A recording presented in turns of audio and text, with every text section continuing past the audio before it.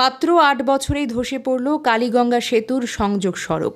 সস্তায় বালু দেওয়ার কারণে চরম ঝুঁকিতে লাখো মানুষ।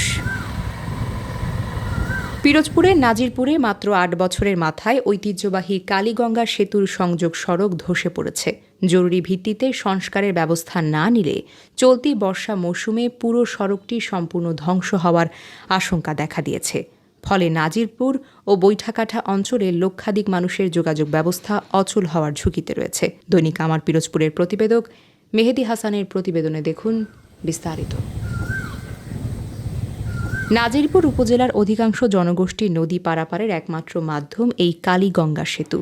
২০১৮ সালে জমকালো আয়োজনের মধ্য দিয়ে এই সেতুর উদ্বোধন করা হলেও মাত্র ৮ বছরের মাথায় এসে ধসে পড়েছে এর সংযোগ সড়ক।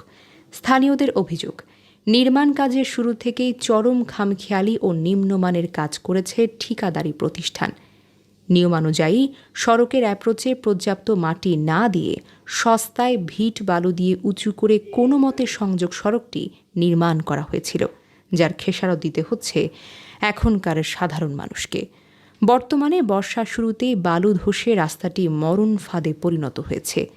নিত্যদিন এই সেতু পার হয়ে যাতায়াত করে ডাব, কলা, নারিকেল, সুপারি ও ধান সবজি বোঝাই শত শত পণ্যবাহী ট্রাক এবং যাত্রীবাহী পরিবহন চলছে।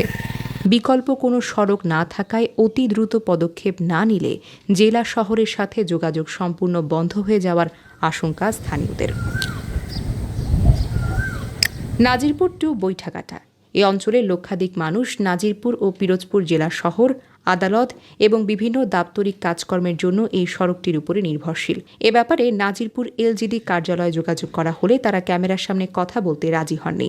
বিদ্যুৎ ও সড়ক বিভাগের এমন দায়িত্বজ্ঞানহীন আচরণের তীব্র সমালোচনা করেছেন এলাকাবাসী।